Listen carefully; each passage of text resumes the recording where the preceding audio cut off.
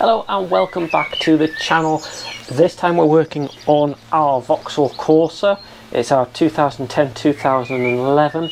Now it's on 96,000 miles on the clock. Remember, these are timing chain, so I'm not too worried about that, but looks like we've had a coolant failure on it. Now it's been caught before the engine is overheated. I'm pleased to say that what it does is it throws up a yellow management light and tells you that coolant flow is insufficient.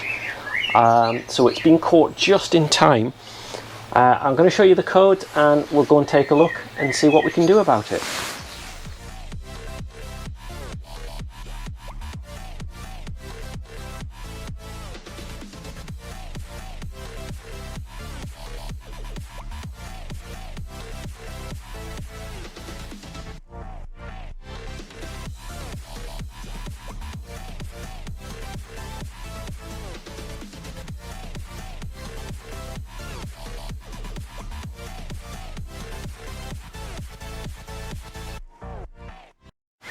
So here it is, our 2010 Vauxhall Corsa. It's the 1.2 A17 engine, I think. I'll put the code on the screen.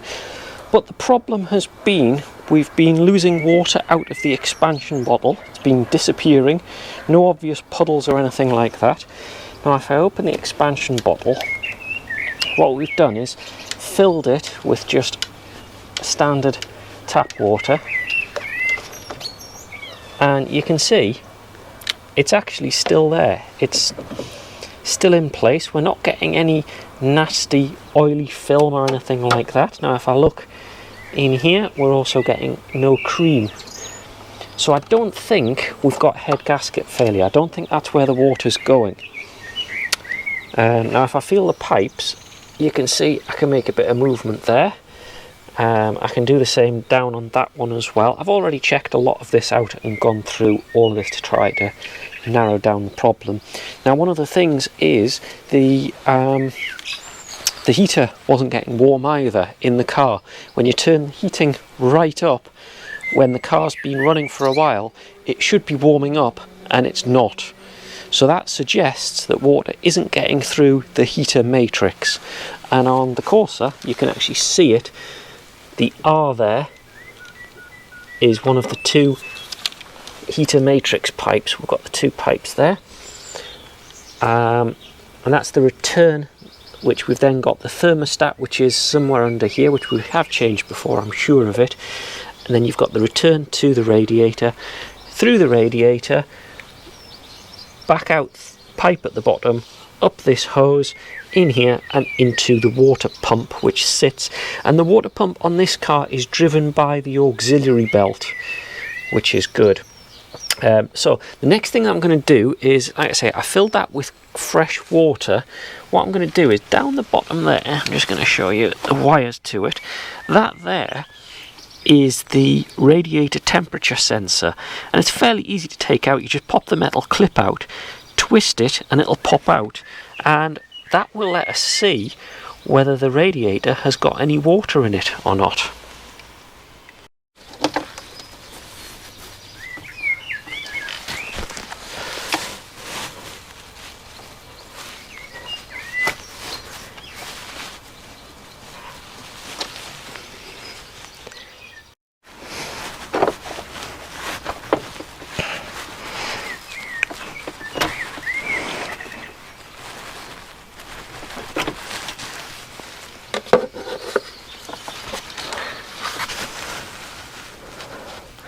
Twist it.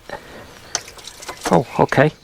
So you saw there quite a lot of liquid coming out. Now the interesting thing is the liquid that came out there, I'm going to put the clip back on, was red coolant. Now if you remember, there's no red coolant in the expansion bottle, so that means the radiator is still full of red coolant. So the radiator is full, the expansion bottle is not. Now this suggests to me that we've got a circulation problem. And my culprit, I think, will be the water pump. The reason being that the coolant there is nice pink. We did a coolant change on it last year. and actually we're getting a little bit of a squeak from the accessory belt, a little bit of a squeal, which I think is going to be the water pump squealing away and not doing its job properly. So what we're going to do is we're going to look at changing the water pump.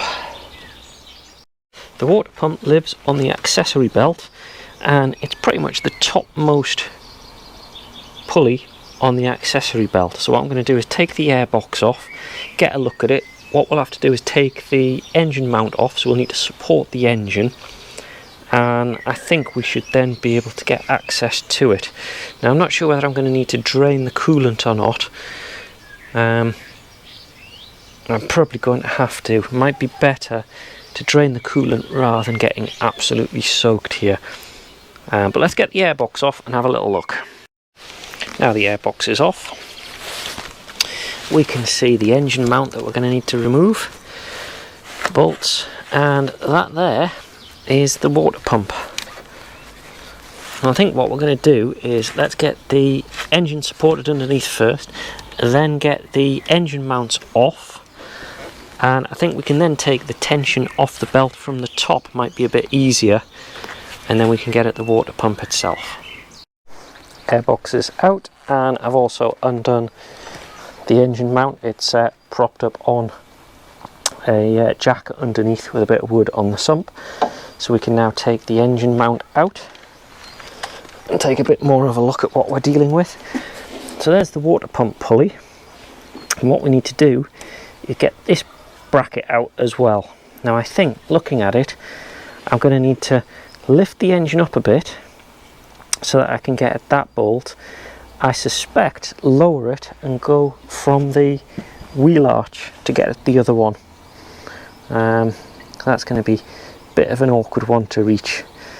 So I think that's the next trick, to get this bracket off, and then we should be good. Before taking the wheel off, what I've done is I've jacked the engine right up so that I can get access to this bolt here, and I can get this bolt out from the bracket up the top. I can now lower the engine a little bit and we can do the rest from in the wheel arch. Well, I thought that would be the easier way of getting at that one.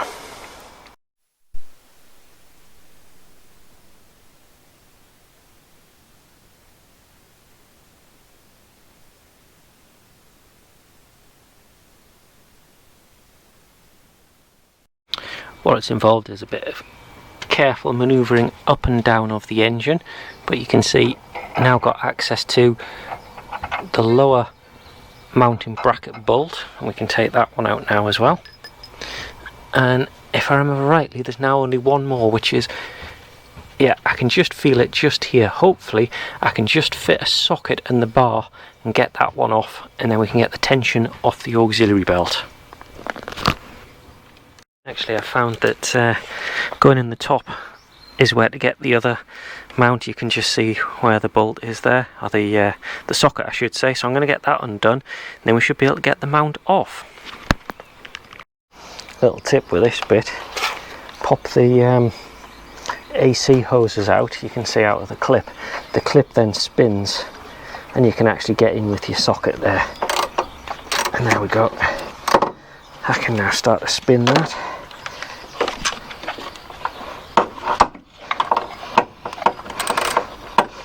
There we go. We should then be able to take the bracket completely off.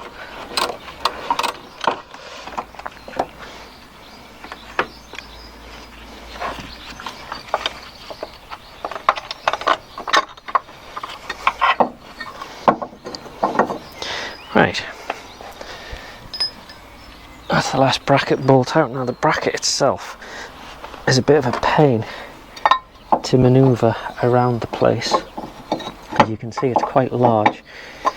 Might need to drop the engine a little bit and try to rattle it around a little bit just to get it out of the way. So what I'm doing is I'm turning the crank on the belt so that I can get to each of these bolts on the water pump. The idea being whilst the tension is still on the belt, I can take a bit of the pressure off them. Now what I'm having to do is wiggle the engine about a bit because of this engine mount constantly getting in the way. But luckily the water pump bolts haven't been ridiculously tight, so that's all three of them now loosened off a little bit. I think now we take the auxiliary belt tension off. I think that's another A12, something like that, at the bottom. Twist it, put the pin in to lock it, and we can then take the belt off. This is where having several sets of hands would be easier, because what you've got to do is take the tension off, like so, and then you see I've put a drill bit to hold the tension off. Now that's not quite enough, so what I do find is you have to take a bit more tension off. Then you can see we can try and slip it off. There we go.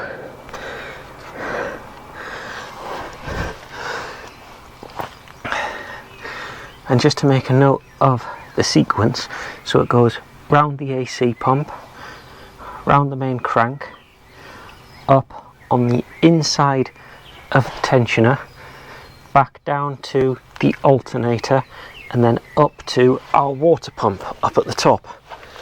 We can now go up to the top. We can see the belt is now loose. Now I don't think we can still get this bracket out of the way. Might try and lift the engine up, and now we have the belt loose. See if I can get that bracket off. Yeah, I still don't think that's going to come out, no matter what movement I've done. So now that I've taken the tension off, hopefully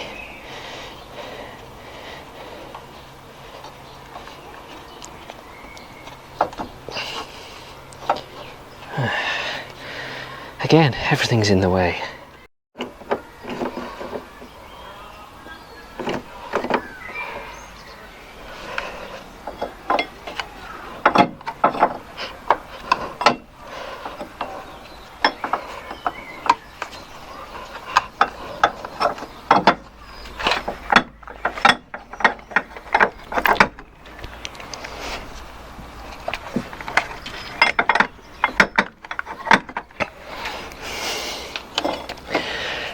Position of everything is just so difficult, and this bracket still being in the way, I cannot work out how to move the engine sufficiently to get that bracket moved.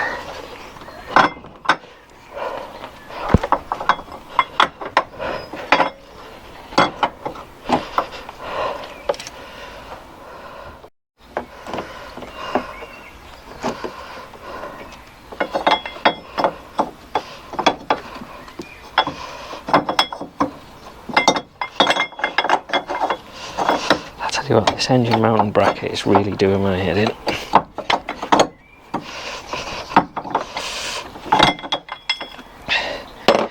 At least we've now got access, sort of, to our water pump,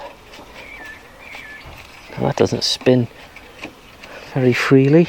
So what we've got is we've got a pipe at the back, and we've got our water pump assembly to get out.